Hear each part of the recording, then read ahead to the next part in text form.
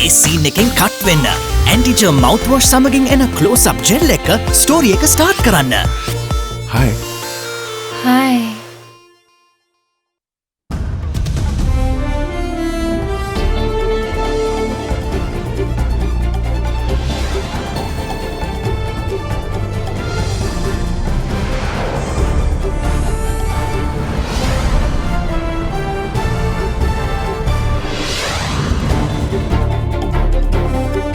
Tonight, fueling the fire.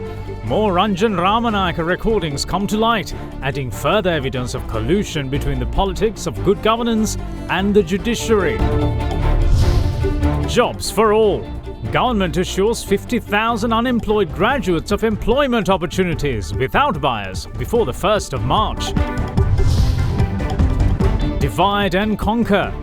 Opposition MPs say regardless of who claims the UNP leadership, opposition leader Sajith Premadasa will assume the leadership of the broader coalition at the parliamentary elections. Peace pays. Analysts warn of severe repercussions to Sri Lanka's equity markets and fuel prices from any further escalation in the Middle East. Geopolitical risks are a fragile factor. Any further escalations could lead to an increase in oil prices and weakening equity markets. All that and much more coming up on First at 9, this Monday, the 13th of January 2020. It always feels good when you are appreciated. SLT non-stop broadband. Free loyalty data added as you stay connected. From AdaDerana, this is AdaDerana First at 9. Live from Studio 24 in Colombo.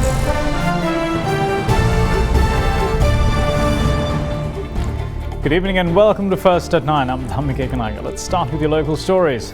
Now, another audio recording in the series of tapes containing controversial telephone conversations between MP Ranjan Ramanayaka and several other influential figures came to light today. Releasing the audio tapes to media, the Sinhala organisation filed yet another complaint with the Judicial Service Commission seeking a comprehensive investigation into the involvement of judicial authorities. අපි දැන් අහල බලමු රංජන රාමනායක සහ නුවර මහේස්ත්‍රාත් අධිකරණයේ තෝල්ක මුදලිවරයා අතර ඇතිවෙච්ච දුරකථන සංවාදය. ලලිත් කොහමද? good evening. good evening sir. ජජ් ඉන්නවද? සර් මේ දවස් දෙකේන නිවාඩු මේ හිටියේ මේ අතරීක වෙලා මේ පිටත් ෂුවර් නෑ එකක් කියන්නේ. මේ දවස් දෙකේම උණ ගැන්න නිවාඩු හිටියේ. ඇත්තද? මම කියන්නද වැඩි? මෙන්න මෙහෙමයි මේ සර් දාන්න මොකක් හරි සම්මුතියක් තියෙනවා කියලා ලියුමක් කියවන්න අපකාරී සර්ගේ අපකාරී කවුරු හරි ඉන්නව නේද? මං ජජ්ජ කෝල් එකක් දීලා අහන්නද යාට උනද කියලා මං එන්න දෙපා දිග අහන්නද ජජ්ජිය?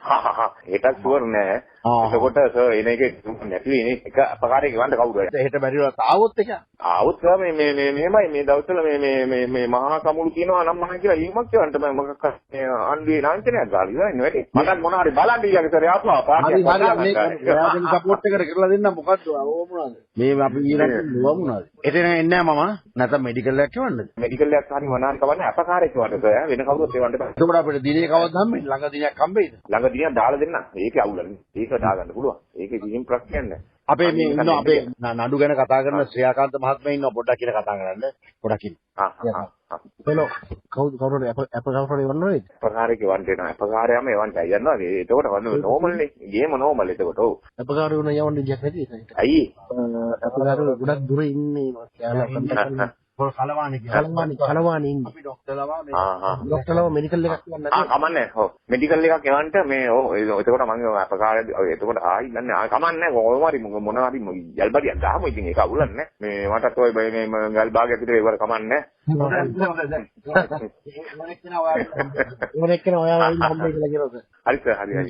එතකොට අපි අද දවසේදී පැමිණිලිකරුවන් විදිහට අධිකරණ සේවා කොමිසමට සඳහන් කළේ පැමිණිල්ලෙන් එකක් මේ නඩුවට අදාළව කවුද වෛද්‍ය වාර්තාවක් දුන්නේ. එතකොට මේ අපකරුවන් එදා දවසේදී ඉදිරිපත් නොකරේ ඇයි? එතකොට මීට කලින් නඩුවාරවලදී මේ රංජන රාමනායක අමාත්‍යවරයා මේ නඩුවට අදාළ විනිශ්චයකාරවරියට කතා කළාද නැද්ද? කතා නොකළා නම් ඇයට උතුමක් තියෙනවා අධිකරණ සේවා කොමිසමට ඇවිල්ලා කිසිදු සාකච්ඡාවක් කිසිදු දුරකථන සංවාදයක් ඇති කරගෙන නැති බව අධිකරණ සේවා කොමිසමට ප්‍රකාශ කරන්න. අධිකරණ සේවා කොමිසමට බොහෝම බැගෑපත්ව ඉල්ලා සිටිනවා. තවදුරටත් මේ දූෂිතයන් රකින්න වැඩේ කරන්න එපා. විධිමත් විමර්ශනයක් කරන්න.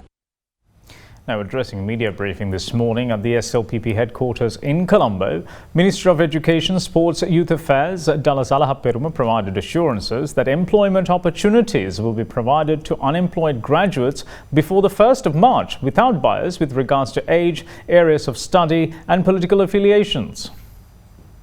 Minister Dallas Alahaperuma held a media briefing today where he stated that the country's 50,000 unemployed graduates will be provided with employment within the country's education system before the 1st of March. මාර්තු මාසේ පළවෙනිදාට ප්‍රථම මේ රටේ රැකියා විරහිත උපාධාරී දරුවන් සියලුම දෙනාටම රැකියාව ලබා දීමට ගෝඨාභය රාජපක්ෂ ජනාධිපතිතුමා සහ මහින්ද රාජපක්ෂ අගමැතිතුමාගේ මේ ආණ්ඩුව පියවර ගන්නවා. දැනට තියෙන සංඛ්‍යාලේඛන වල හැටියට 50,000කට අධිකයි කියලා තමයි කියන්නේ. මේ දරුවෝ අභ්‍යන්තරද බාහිරද කියලා බලන්නේ නැතුව 35ට අඩුද වැඩිද කියලා බලන්න එපා. මෙයාගේ උපාධිය මොකක්ද කියලා බලන්න එපා. මේ මොන දේශපාලන පක්ෂයකට අයිතිද කියලා බලන්න එපා. ඒකත් බලපහුවගේ ආණ්ඩුව. එහෙම බලන්න එපා කියලා ජනාධිපතිතුමා කිව්වේ. විශේෂයෙන් මේ අතරේ ඉන්න ගණිතය, විද්‍යාව, එහෙම නැත්නම් තාක්ෂණය, ඊළඟට සෞන්දර්ය, ඉංග්‍රීසි භාෂාව, විදේශ භාෂාවන් තමන්ගේ උපාධිය විතර හදාරපු දරුවෝ සිළු දනාම පාසල් වලට අන්තර්ගත. ඒ වගේම උපාධාරී භික්ෂුන් වහන්සේලා ඊට පස්සේ කිසි දවසක පාසලකින් එපිට කාර්යාලවල සේවය සඳහා උපයෝග කරගන්නේ නැහැ. ඒ වගේම අපි ජාතික පාසල් සංඛ්‍යාව 1000ක් ලෙස වර්ධනය කරන බවට ප්‍රතිඥාවක් දුන්නා. ජාතික පාසල් දැන් තියෙන්නේ ලංකාවෙම 373යි. ඒ අනුව අද ඉඳලා දින 90ක් ඇතුළතදී ජාතික පාසල් සංඛ්‍යාව 500 දක්වා ඉහළට එසවෙනවා. එතෙන් සිට එළඹෙන වසර 2 ඇතුළතදී 1000ක් දක්වා වර්ධනය වෙනවා. ඔබ රජයේ ගෙන අලුතෙන් පෞද්ගලික අංශයටද උපයන විට බද්ද අහෝසි කිරීම. ඒක මේ වනතුරු ක්‍රියාත්මක වෙලා නැහැ කියලා මරික්කාර් මන්ත්‍රීවරයා ප්‍රකාශ කරන අංක 1. අංක 2 රාජ්‍ය සේවයේ නිලධාරීන්ට ලබා දුන් උත්සව අධිකාර මේ වන විට ලබා දීලා නැහැ ඒවා නවත්තලා කියලා එම මන්ත්‍රීවරයාගෙන්ම චෝදනාවක් තිබෙනවා. අංක 1 මරික්කාර් මන්ත්‍රීතුමා විතරක් නෙමෙයි ජනාධිපතිතුමාත් කිව්වා ඒකේ ප්‍රමාදය තියෙන නිසා නිලධාරීන් ගෙනලා වෙනම උපදෙස් දුන්නා. වහාම එක ක්‍රියාත්මක කරන්න. කාලය පිළිබඳ ප්‍රශ්නයක් මිසක් ප්‍රතිපත්තිය පිළිබඳ ප්‍රශ්නයක් නෙමෙයි. අංක 2 උත්සවස්කාරම්. ඒකේ අර කැබිනට් ඒ තීන්දුව ගැනීමේ යම් ප්‍රමාදයක් වෙච්ච නිසා දෙයක් මිසක් සමහර ස්ථානවල ලැබිලා තියෙනවා. නොලැබීමක් නෙමෙයි. කැබිනට් මණ්ඩලයේ තීන්දුව අරගත්තා. ගැබිනි මව්වරුන්ට ලබා දුන්න පෝෂණ මල්ල ඒකටත් ගහලා ඒකත් නවත්තලා කියලා. මට කියන්න තියෙන්නේ සුද්ධ වූ බොරුවක් කියලා කියන එක විතරයි. Now, in the meantime, opposition leader Sajith Premadasa vows to not allow the government to forget pledges made to the public while revealing intentions to form a broader coalition for the upcoming general election. The opposition leader made these remarks addressing several public rallies yesterday. Another leg in the series of felicitation programs being carried out by opposition leader Sajith Premadasa to pay tribute to supporters who backed him during the presidential election was worked off in Mirigama yesterday. එදා කියපු දේ සහ අද ක්‍රියාත්මක කරන දේ අතර බරපතල පරස්පරතාවයක් ඇති වෙලා තිබෙනවා. සහන ලබා දීම මදි කියලා වැඩිපුර දෙනවයි කියපු ඇත්තෝ ගර්භණී මව්වරුන්ගේ පෝෂණ සලාකය කපා හැරලා තිබෙනවා. වීගොවියට ලබා දෙනවයි කියපු නොමිලේ පොහොර වෙනුවට දැන් ආයේ කතා කරන්නේ පොහොර සහන ආධාරය ගැන. සහන ආධාරයේ නොමිලේ කියන එකේ වෙනස තේරෙන්නේ නැහැ. රට පුරාවටම වැඩ වර්ජන ආරම්භ කරා. දැන් මං අහන්න කැමතියි අර දුම්රිය වර්ජනයක් කරපු ඇත්තොන්ගෙන් එක රුපියලක සහනයක් ලැබිලා තියෙනවා. ලැබුණ නැත්නම් මොකෝ වර්ජන රැල්ලක් දැන් නැත්තේ. ඒකට හේතුව මොකක්ද? ඒ නිලධාරීන්ගේ සුබසිද්ධිය උදෙසා කරපු වර්ජනයක් නොවේ. ආණ්ඩුව ලබා ගැනීම සඳහා ක්‍රියාත්මක කරපු දේශපාලන ව්‍යාපාරයක් වර්ජන රැල්ල. වගකිවිය යුතු විපක්ෂයක් හැටියට ජනතාවට ඉදිරිපත් කරපු පොරොන්දු ටික අපි අමතක වන්නට ඉඩ තබනවා. The opposition leader was seen in attendance at another public rally held in Diulapitiya. දැන් අලුත්ම කතාව තමයි පොරොන්දු ටික ඉෂ්ට කරන්නට තුනෙන් දෙකක් ඕනේ. මම කියන්න කැමති ආයත් වරක් මේ රැවටීමේ කලාව තුලින් ජනතාව මංගුලා කරන්නට අවශ්‍ය නැහැ. කරනවායි කියපු දේ කරන්නට ඒ අත්ොන්ට වැඩපිළිවෙලක්. විශේෂයෙන්ම අපි නව සංධානයක් තුල අපි හැමෝම එකතු කරගන්න. අනිල් රවි ඒගොල්ලෝ එපා. හැම පක්ෂයකම ආධාර උපකාර අපිට අවශ්‍යයි. හැබැයි 69 ලක්ෂෙට කියන්න කැමති අපි දොරටු විවෘත කරලා තිබෙනේ අලුත් ගමනක් යන්න. මහමැතිවරණයේදී අපි අලුත් ගමන යමු. Meanwhile, arriving in Kandy today, Chief Opposition Whip MP Gayantha Karunatilaka called on the Chief Prelate and the Deputy of the Malvatta chapter.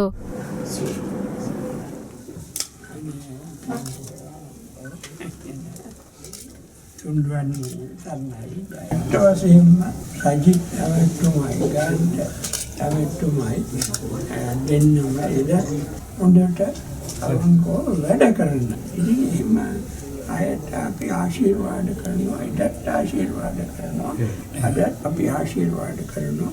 මේ රට ගොඩ ගන්නට අවංක පුද්ගලයෝ ඕනේ. හැබැයි මම මේ ගොඩබේ ජනාධිපතිතුමාට ආශිර්වාද කරනවා. එතුමා හොඳ වැඩ පිළිවෙලක් කරගෙන යනවා. ඒක ඉදිරියට යාට කරන්ට ඉඩයක් දෙයිද නැද්ද කියන එක අපිට කියන්න අවශ්‍යම රාජ්‍ය සේවය හරිම දුර්වලයි. හුරුවරි හදන්න දෙපෑ. දැන් ඔය එක ඒවා එන්නේ අර රංජන්නේ වචුවලින්. ඒ වගේ තේරෙනවා කොහොමද නීතිය කොහොමද අමතක වැඩ කරන්නේ කොහොමද කාගේ හස්තයට යට වෙලාද.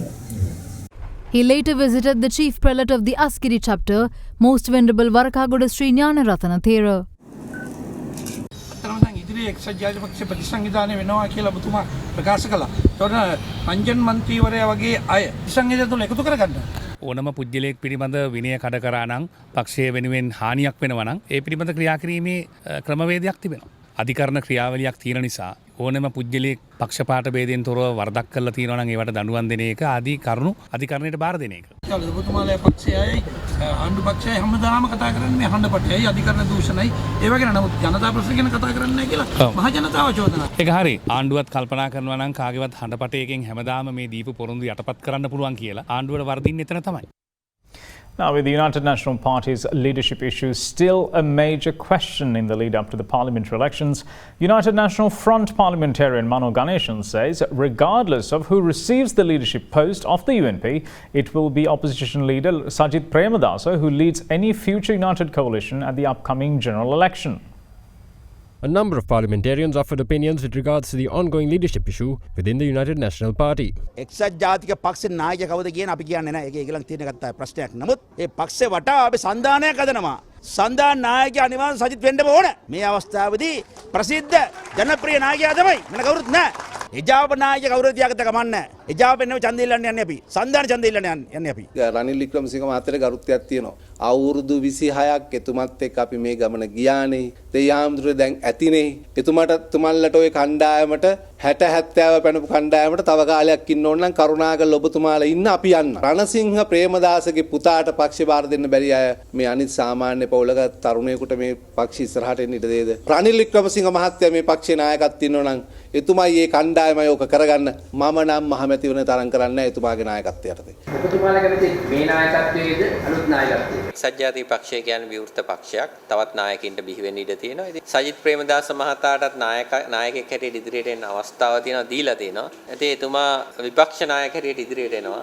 පක්ෂ නායක හැටියට රනිල් වික්‍රමසිංහ මහත්මයා ඉන්නවා. ඊළඟට අපි යෝජනා කරලා තියෙනවා අනාගත සන්දානයේ නායක හැටියට කරු ජයසූරිය මහත්මයා එතුමා මැතිවරණය මෙහෙවන්න ඕන. ඒ සියලු දේවල් සාකච්ඡාවට භාජනය වෙයි කියන මතය තමයි දැනට පක්ෂයේ තියෙන්නේ.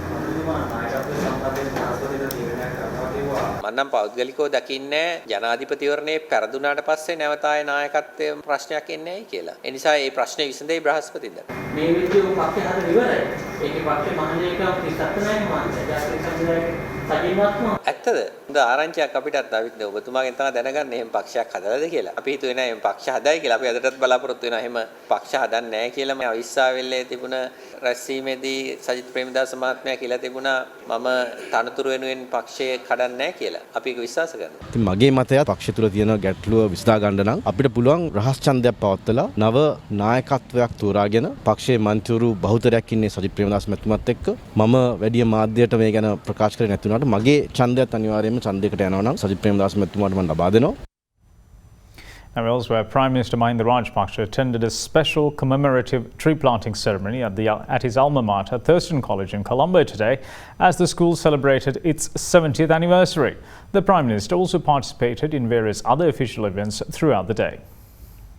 Prime Minister Mahinda Rajapaksa attended a tree planting program today that was held at Thurston College, Colombo, to commemorate the 70th anniversary of the school. The Premier commented on how currently politicians must be pursued in order to ensure student enrolment into Thurston College. විශේෂයෙන්ම Thurstan විද්‍යාලයට එක්තරා අවස්ථාවකදී තිබුණේ පාසල් වලින් අස් කරන ළමයි ඇතුල් කරගන්න ස්කෝලයක්. අද ඒ යුගය අවසන් වෙලා තියෙනවා. අද මේ පාසලට ඇතුළත් කරගන්න දරුවෝ ඇතුළත් කරගන්න දේශපාලනින්ගේ පිටිපස්සේ යන යුගයක් බවට පත් වෙලා තියෙනවා. Later today, the Premier also attended the initial discussions held regarding the Navam Perahera of the Colombo Gangarama Temple that is scheduled to take place on the 7th and 8th of February. The deputy incumbent of the Gangarama Temple, Colombo, Dr. Kirinde Assajithera, briefed Prime Minister Mahinda Rajapaksa regarding the services and organising activities of the Perahera during the meeting. Meanwhile, member of the House of Representatives of the Parliament of Japan, Kozo Yamamota, met Prime Minister Mahinda Rajapaksa today at the temple trees. The delegations discussed interest in furthering the capacity to improve in areas such as education and vocational training. Here, the Premier also requested cooperation in accelerating several ongoing projects and expressed Sri Lanka's interest in attracting more Japanese tourists. Now, stay tuned for more news on the other side of this break.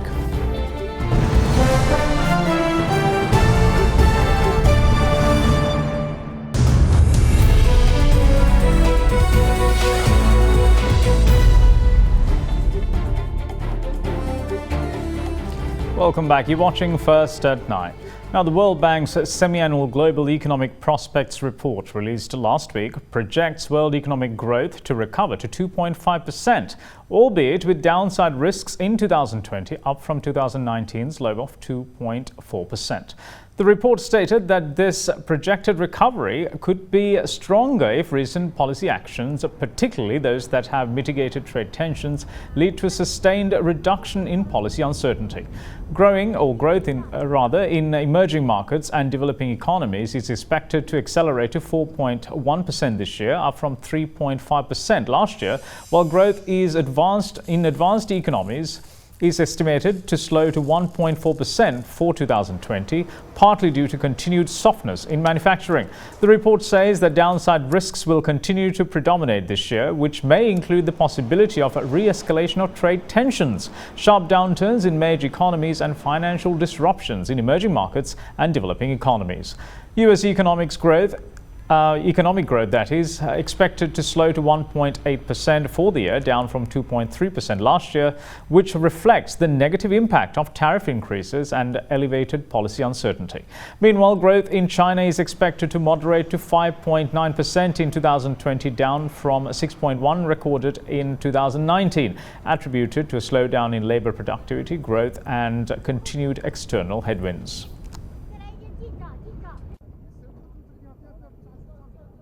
The central bank plans to issue directives to the banking sector that address the government's proposed concessionary loan packages aimed at uplifting the country's struggling SME sector. The proposed loan package will target entrepreneurs blacklisted by the Credit Information Bureau and will enable the businesses to obtain loans not less than 300 million rupees each. Finance Ministry Secretary S.R. Artigala stated that the concessionary loan package shall also include several more directives beneficial to SME entrepreneurs. Expected in the new set of directives will be regulations pertaining to non-performing or default loans being placed on hold and the postponement of auctions of assets placed as sureties for the said loans. Secretary Artigala also said that the concessionary loan package shall make space for entrepreneurs to restart closed down businesses or rejuvenate businesses experiencing serious financial crisis.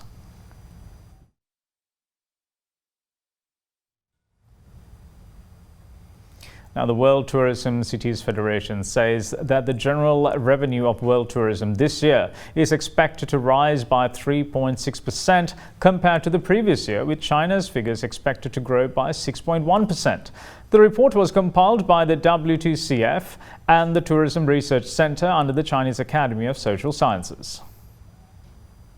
The World Tourism Sites Federation released a report on world tourism trends for the year 2020 last week.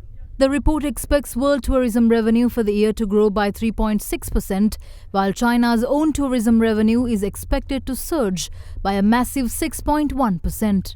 The report is expected to provide governments and the tourism industry with advice and support, including a panoramic analysis in terms of views from a global, regional and nationalities as well as cities, involving issues such as world tourism trends, changes of regional developing patterns, and outstanding features of heavyweight countries. According to the report, 12.31 billion tourists around the world, including both domestic and inbound tourists, were recorded in 2019, 4.6% higher than the year earlier. The general revenue of world tourism in 2019 was $5.8 trillion, 6.7% of the world's GDP, 0.1 percentage points lower than that of last year. Tourism revenue contributed by inbound and domestic tourists grew slower, and it is expected to release a 5 consecutive year growth. The report also warns that geopolitical risks and conflicts as well as regional and social issues could add challenges to the growth in world tourism for the year. However, the figures quoted can be achieved provided ample government support and the rigidity of the tourism industry is maintained. Meanwhile, in the markets, Sri Lankan stocks closed 0.11% lower today, dragged down by Selinco Insurance and generated $1 billion in turnover. The all-share price index closed 6.88 points down at 5,980.67, and the S&P SL20 index of most liquid stocks closed 0.36% down at 2,820.65. Now let's take a look at a broad analysis of market activity and the impact of global geopolitical tensions in the local context. The equity market opened on a positive note today after the volatility seen last week. The all-share price index crossed the 6,000 level in intraday trading and closed at 5,991, recording a total turnover of 1 billion rupees. Last week, the market saw a 22 billion rupee worth transaction in John Keel shares, where a 10% holding changed hands between two foreign investors. The positive sentiment emanating from this supported market momentum today as well. Looking forward to the rest of the week, we can expect this momentum to stabilize. In an important development for global markets, the United States and China are expected to sign the first phase of a trade deal on Wednesday. This should improve the mood in Asian financial markets during the week. Another event that will remain on the radar of investors is tensions in the Middle East. Escalation of tensions last Wednesday drove the all-share price index down by 127 points, marking the worst drop since the Easter attacks. But the depression was short-lived as the de-escalation of tensions between the US and Iran led to a partial recovery in markets on Thursday. Global markets also reflected this sentiment, and oil prices, which spiked initially, retreated to the levels seen prior to the tensions. However, geopolitical risks are a fragile factor, and any further escalations could lead to an increase in oil prices and weakening equity markets. Being a net oil importer, a spike in oil prices impacts the Sri Lankan equities negatively. Especially in the context of fuel pricing formula being removed, a surge in oil prices would leave the CPC exposed to higher input costs. In addition, any escalation in tensions in the Middle East would lead to the return of some migrant workers and a reduction in migration in the long run, leading to lower remittances. Both factors have a direct negative impact on the exchange rate. Now taking a look at the currency markets, the rupee closed weaker at 181 rupees and 50 to 60 cents to the US dollar today in the spot market. However, the rupee closed at 181 rupees and 30 to 40 cents to the greenback last Thursday. Now here's a look at how the Sri Lankan rupee traded against other major currencies during the day.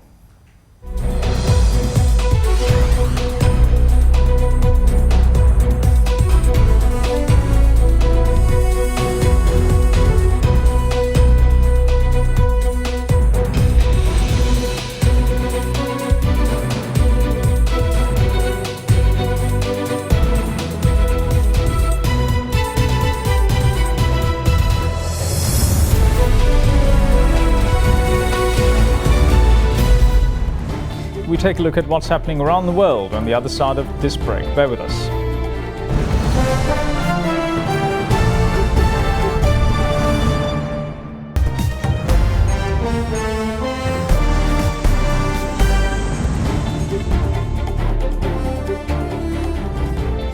Welcome back. This is First at 9. Now, the Tal volcano, located 70 kilometers south of Manila, spewed a massive cloud of ash that drifted across the Philippines capital yesterday, causing thousands to evacuate, with flights cancelled and markets and schools closed as authorities fear a possible explosive eruption. The column of ash reportedly rose as high as 15 kilometers into the sky, forcing the cancellation of 172 flights in and out of Manila's international airport. Taal, one of the world's smallest active volcanoes and second most active volcano in the Philippines, sits in the middle of a lake about 70 kilometers south of the center of the capital, Manila. Officials say that an eruption could result in a tsunami on the lake, putting residents in further danger. According to the Philippines disaster management officials, around 8,000 residents surrounding the lake have been evacuated, with 6,000 having already left the danger zone by last evening. Wildlife officials in Australia has begun a food drop for animals in wildfire-ravaged forests in New South Wales to help them survive in fire-ravaged forests. New South Wales authorities have airdropped over 2 tons of sweet potatoes and carrots in several national parks affected by the wildfires. The food is meant for endangered species like the bush-tailed rock wallaby, which typically survive the fires but are left stranded with no food after fires burn the vegetation that they eat. Wallabies were seen eating the food dropped by helicopters through bushland and canyons. The Australian bush has been burning for nearly 3 months, and the fires have killed 28 people, claiming 2,000 homes and consuming millions of acres of land and wildlife. More than 800 million native animals have been affected or killed in the blazes in New South Wales, the worst hit state, where about 5 million hectares of land has already burned.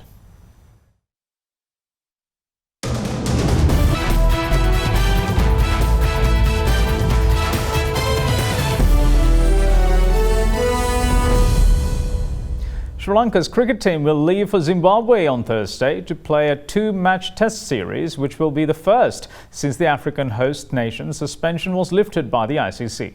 Both tests will be held in Harare, with the first starting from Sunday and the second starting on the 27th.